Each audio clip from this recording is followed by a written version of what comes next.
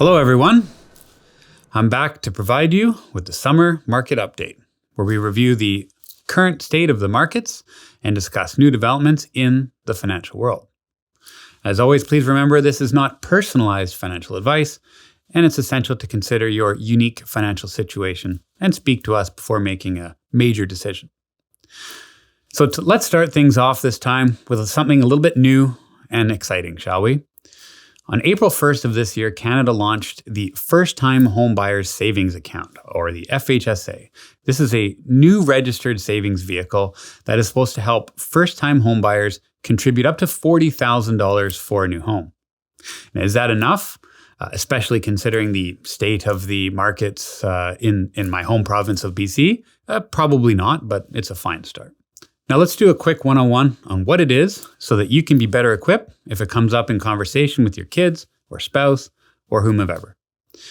This First Home Savings Account, or FHSA, is available to anyone who qualifies as a first-time homebuyer. It sounds simple because it includes people that have never owned a home before, but it also includes people that previously owned and then sold and have been on the sidelines for 4 calendar years. More on that shortly. The FHSA combines the best features of the RSP, such as income deductibility, with the tax-free savings accounts, tax-free growth, and withdrawals. But there are limits, of course. The FHSA lets individuals contribute $8,000 per year into this account, up to $40,000. And you can use income from the current year to receive your income tax deduction, or you can transfer that $8,000 over from your RSP each year and withdraw it tax-free when purchasing your new home. If after deciding you don't want to use the money for a new home, you can always transfer it back to your RSP or to your RSP regardless of the available contribution room. And as far as trying to game that system, it looks fairly airtight compared to the rollout of, say, the tax-free savings account, but there does look to be some very niche areas. Globally, the second quarter of 2023 has been shaped by ongoing discussions around inflation and interest rates.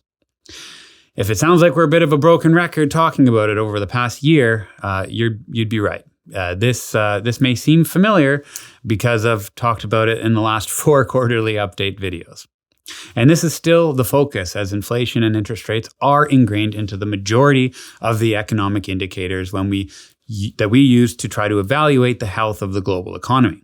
And these economic indicators may include such things as gross domestic product and the stock market and unemployment, the consumer price indexes, the inflation, the producer price index, the balance of trade, and of course, housing starts.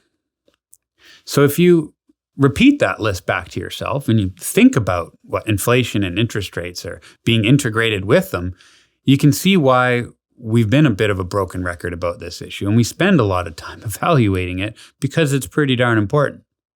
And central banks around the world have been closely monitoring these indicators, trying to strike a balance between supporting economic growth and maintaining price stability. And although we have talked about being close to the finish line on rate hikes, it's still a concern that the rate hikes will continue as global economies work towards their goal in Canada of being 2% inflation. So now on to the stock markets a little bit. In the Canadian and US markets, equities have experienced solid performance. Notably, such sectors such as technology and healthcare have exhibited strong growth driven by innovation and increased demand for digital services. That being said, a lot of that return of the last 3 months of the major index can be attributed to 8 companies with well above average growth. And without them, the markets have actually been relatively flat. So keep that in mind when looking at the markets as a whole.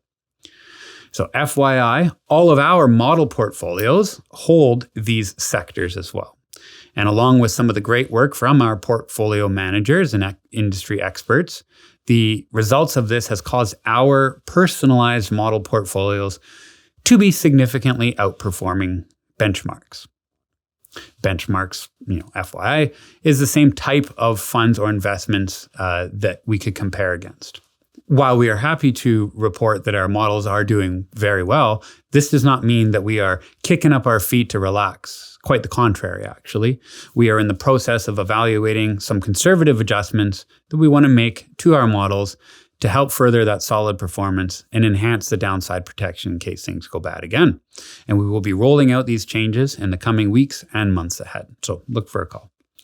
Another notable area is the renewable energy sector, and it has gained some considerable momentum fueled by increased global efforts to combat climate change. And we are slowly finding opportunities within this sector and continue to evaluate it. However, we do not hold a large position in this renewable energy space at this time.